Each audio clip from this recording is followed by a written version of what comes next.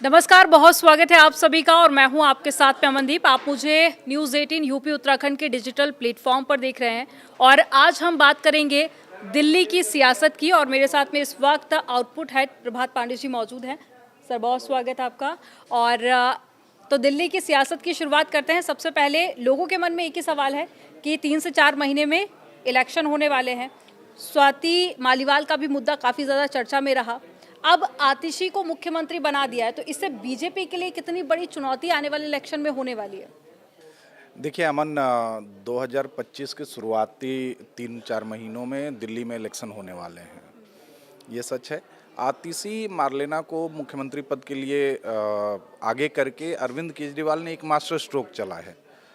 उससे पहले मैं आपको बताता हूं कि अरविंद केजरीवाल का ये मास्टर स्ट्रोक कैसे है। उससे 3-4 मुद्दों को एक साथ वो सुलझा सकते हैं। पहली चीज़ कि आतिशी को दिल्ली का प्रभार देके दिल्ली का मुख्यमंत्री बना के अरविंद केजरीवाल ने अपने आप को दिल्ली की जो लोकल पॉलिटिक्स है, जिसमें वो डे टू डे इवेंट्स में इन्वॉल्व होते थे और फंसे रहते थे, या जो उनके सीनियर कलीग्स हैं मनीष सिसोदिया, संजय सिंह वगैरह, तो आतिशी के पास कार्यभार चला गया। अब ये लोग बिल्कुल फ्री हैं। तो अरविंद केजरीवाल, मनीष सिसोदिया जैसे जो सीनियर लीडर्स हैं, ये पार्टी के नेशनल लेवल पे विस्तार की कामकाज को ज़्यादा प्रोमिनेंस दे पाएंगे, ज़्यादा समय दे पाएंगे, पार्टी का विस्तार होगा। दूसरी चीज़ कि एक जो स्वाति मालीवाल केस के बाद जो एक डेंट आया था आम आदमी पार्टी पे, जो एक छवि बन रही थी और बीजेपी उसको भुना भी रही थी कि भाई आम आदमी पार्टी जो है वहाँ महिलाओं की कदर नहीं है या महिलाओं के साथ बदसलूकी है, वो काफ़ी चर्चा में रहा था। आपने देखा भी होगा और दर्शकों ने भी देखा होगा उस समय। तो एक उस डेंट को साफ करने की कोशिश की है कि भाई ऐसा नहीं है, आम आदमी पार्टी में महिलाओं की भी उतनी ही जगह है जितनी पुरुषों की है। तो आतिशी, तीसरी चीज़ कि आतिशी को बनाने के बाद अरविंद केजरीवाल मतलब इस बात को लेकर निश्चिंत हो सकते हैं कि आतिशी कोई बगावत नहीं करेंगे, आतिशी पार्टी को हाईजैक नहीं करेंगे। मतलब किसी के लिए भी जो खासतौर पे इस तरह की पार्टियां हैं, उनको सबसे ज़्यादा डर इसी बात का रहता है कि भाई हमने किसी को कुर्सी दी और बाद में पता चला पार्टी हाईजैक कर लिया उसने। तो कम से कम आतिशी से अरविंद केजरीवाल को वो भय नहीं है। चौथी चीज़ कि आतिशी क्वालिफाइड भी हैं, मतलब उनकी पढ़ाई लिखाई अच्छी हुई है उनको। और जब अरविंद केजरीवाल जेल में थे तो वर्चुअली सरकार वही चला रही थी, क्योंकि मनीष सिसोदिया, अरविंद केजरीवाल दोनों पार्टी के सीनियर लीडर्स वो दोनों जेल में थे, संजय सिंह भी जेल में थे। तो आतिशी के पास एक थोड़ा सा अनुभव भी आ गया है कि कैसे एडमिनिस्ट्रेशन चलाया जाता है और कैसे मतलब चीज़ें डील की जाती हैं। अब ये अरविंद केजरीवाल का जो ये पूरा मतलब वेल प्लान्ड चक्रव्यूह इसको कहिए, ये बीजेपी के लिए मतलब थोड़ा बीजेपी में हड़कंप तो है। अब बीजेपी में हड़कंप है तो बीजेपी इसको मतलब कैसे काउंटर कर सकती है, उसके लिए एक मतलब जो चीज़ समझ में आ रही है कि देखिए दिल्ली बीजेपी में एक लीडरशिप क्राइसिस का फेज है। मतलब कोई ऐसा करिस्मेटिक लीडरशिप दिल्ली प्रदेश बीजेपी में नहीं दिख रहा है जो जिसको चुनाव में मतलब जिसके चेहरे पे दाव लगाया जा सके। हालांकि बीजेपी हर चुनाव जो है वो बिना चेहरे के ही लड़ती है और उसमें एक ही चेहरा होता है, प्रधानमंत्री मोदी का चेहरा होता है, उनका नाम होता है, उनके नाम पे ही वोट मिलते हैं, उनके चेहरे पे वोट मिलते हैं। लेकिन दिल्ली में आखिर कौन, ये एक सवाल बीजेपी कैडर्स और इन सब में भी जा रहा है। तो आतिशी के काउंटर के लिए बीजेपी के पास एक तुरुप का इक्का साबित हो सकता है बांसुरी स्वराज का चेहरा। बांसुरी यंग हैं आतिशी मार्लिना की तरह, एनर्जेटिक हैं आतिशी की तरह, वेल क्वालिफाइड हैं आतिशी की तरह। भाई आतिशी ने भी बाहर से पढ़ाई की है, इन्होंने भी ऑक्सफोर्ड यूनिवर्सिटी से पढ़ाई की है। और एक प्लस पॉइंट है जो आतिशी के पास नहीं है कि इनको सियासत विरासत में मिली है।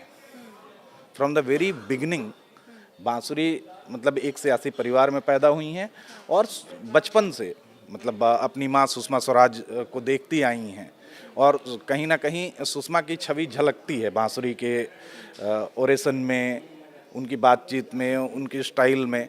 आपको याद होगा बांसुरी स्वराज ने जब लोकसभा की शपथ ली थी, लोकसभा सदस्यता की, संस्कृत में शपथ ली थी।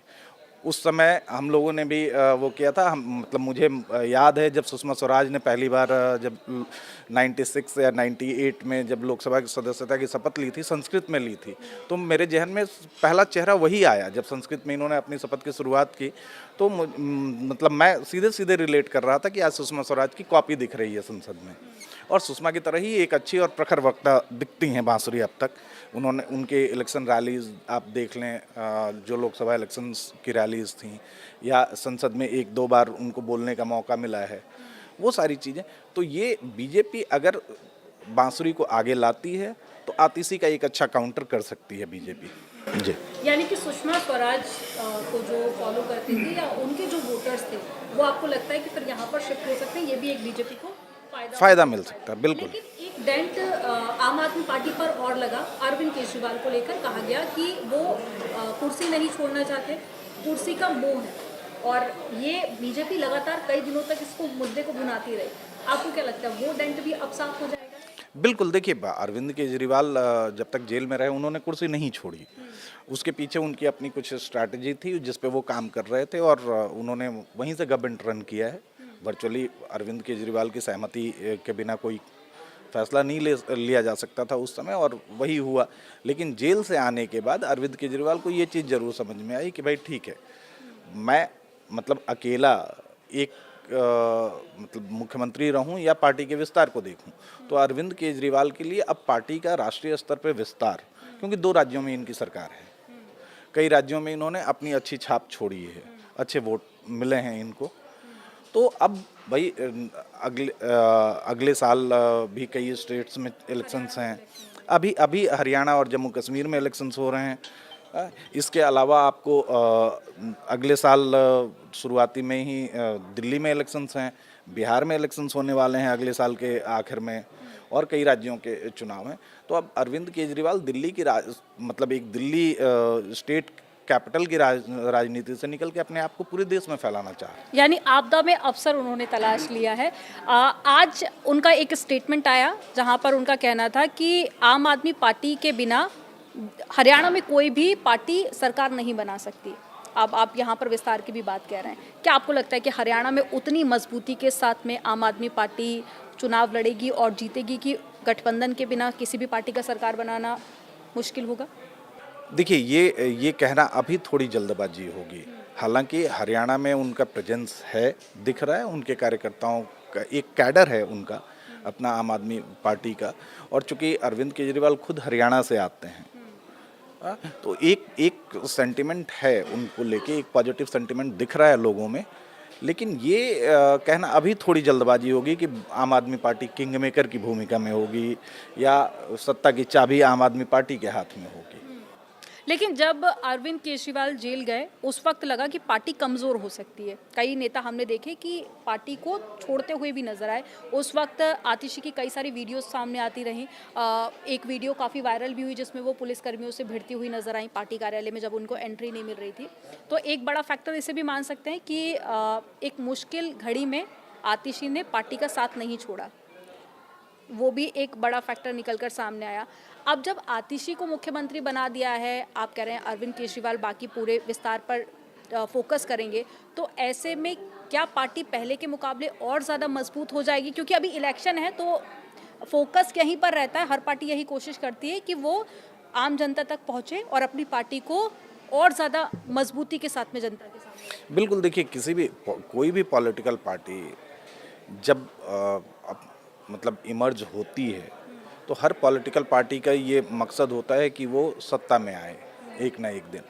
और अरविंद केजरीवाल की आम आदमी पार्टी को आप अगर देखें, उसका इतिहास आपको याद होगा कि भाई पार्टी बनाने के साल 2 साल के अंदर वो सत्ता में आ गए। तो ये बहुत बड़ा अचीवमेंट है। ठीक है कि आप दिल्ली की 70 विधानसभा वाले स्टेट में आपने सरकार बनाई, लेकिन उसके कुछ ही दिनों बाद, कुछ ही मतलब आप कह लें कुछ ही सालों बाद पंजाब में आपकी सरकार बन गई, गुजरात में आपने अच्छा खासा वोट बटोरा, आपने गोवा में वोट बटोरा है, आपने उत्तर प्रदेश में किस्मत आजमाने की प्लानिंग की, आप वहाँ आए। तो ये सारी चीज़ें, ये तो भाई किसी भी पॉलिटिकल पार्टी का एम्बिशन होता है। और इसमें कोई बुराई नहीं है। हाँ, ये जरूर है कि अब जब अरविंद केजरीवाल दिल्ली से बाहर निकल के भाई पार्टी के विस्तार पे काम करेंगे तो ऑब्वियस सी बात है कि पार्टी मजबूत होगी, उनके कैडर्स और स्टेट्स में बढ़ेंगे। लेकिन आजकल एक चलन बढ़ गया है कि जब भी कोई सीएम पद छोड़ता है या फिर किसी और को कुर्सी मिलती है, कोशिश यही की जाती है कि किसी ऐसे चेहरे को उस कुर्सी पर बैठाया जा सके जिसकी खुद की पहचान ज़्यादा ना हो। लेकिन यहाँ पर हम देखें, आतिशी की खुद की पहचान बहुत ज़्यादा है, वो लोगों के बीच में भी जाती हैं, कई सारे विभाग उनके पास में भी रहे हैं दिल्ली मंत्रालय के, लोगों से कनेक्ट भी होती रही, जनता के बीच भी जाती रही। जब अरविंद केजरीवाल जेल में थे उस वक्त उन्होंने काफ़ी मजबूती के साथ में, जिम्मेदारी के साथ में सारी जिम्मेदारियां निभाई, लेकिन वो एक मजबूत कैंडिडेट पहले से थी। तो ऐसे में क्या अरविंद केजरीवाल के लिए आपको लगता है कि चुनौती नहीं, देखिए ये मतलब इसमें आप ये कहें कि अरविंद केजरीवाल को इतना भरोसा है आतिशी पे कि आतिशी से उनको कोई खतरा समझ में नहीं आ रहा है। यहाँ पे एक एग्जाम्पल आप लीजिए झारखंड का, कि झारखंड में जब हेमंत सोरेन के जेल जाने की नौबत आई, ईडी ने जब उनको गिरफ्तार किया तो हेमंत सोरेन ने बिल्कुल अपने एक पपेट को आप सीएम पोस्ट पे बिठाया और जेल से बाहर आते ही उन्होंने वापस उनको उतारा और खुद काबिज हो गए सत्ता पे। अरविंद केजरीवाल के पास भी ये ऑप्शन था। अरविंद केजरीवाल चाहते तो अपने परिवार से अपनी पत्नी को, जिन्होंने मोर्चा मतलब अरविंद केजरीवाल के जेल जाने के बाद कई पब्लिक अपीयरेंस उनकी हैं और काफ़ी सपोर्ट भी था, पार्टी के नेताओं का भी सपोर्ट था उनको। अरविंद केजरीवाल चाहते तो सुनीता केजरीवाल को भी बागडोर दे सकते थे, लेकिन यहाँ पे अरविंद केजरीवाल ने अपने एक भरोसेमंद चेहरे को उतारा जो उनकी फैमिली का मेंबर नहीं है, परिवारवाद के आरोप से बिल्कुल पाक साफ बच गए। तो ये एक बड़ा अचीवमेंट है। लेकिन बीजेपी के लिए कहीं ना कहीं सवाल हमेशा से एक बना रहता है कि जो साउथ के स्टेट हैं वहाँ पर भी अच्छा प्रदर्शन किया, बाकी जगह पर भी हम देखते हैं जहाँ से उम्मीद कम होती वहाँ पर भी बीजेपी अच्छी सीटें जीत जाती है। लेकिन दिल्ली जहाँ पर प्रधानमंत्री भी रहते हैं, बड़े बड़े चेहरे रहते हैं, वो दिल्ली जीतने में बार बार नाकाम साबित होती है। तो अब आपको क्या लगता है कि बीजेपी के लिए पहले के मुकाबले थोड़ी सी मुश्किलें और ज़्यादा बढ़ने वाली हैं, और अगर वो बांसुरी स्वराज को टिकट देती है तो पार्टी कितनी ज़्यादा मजबूत हो सकती है? देखिए, टिकट देने का तो सवाल नहीं है अभी ना, मैं बात कर रहा हूँ कि चेहरे को। भाई बांसुरी दिल्ली की रहने वाली हैं, दिल्ली की पूर्व मुख्यमंत्री सुषमा स्वराज की बेटी हैं, दिल्ली से उनका एक अपना कनेक्ट है, ये सारी चीज़ें एक तरफ हैं। दूसरा जो आपने कहा कि बीजेपी के लिए दिल्ली मुश्किल हमेशा होती आई है। सुषमा जी को दिल्ली कुछ महीनों के लिए मिली थी बतौर मुख्यमंत्री। उस समय कई फैक्टर्स थे। सबसे बड़ा फैक्टर जो उस समय समझ में आया था वो प्याज की बढ़ती कीमतें थी, जिसने बीजेपी को दिल्ली की सत्ता से बाहर किया। उसके बाद लगातार 3 टर्म शीला दीक्षित मुख्यमंत्री रही, कांग्रेस की सरकार।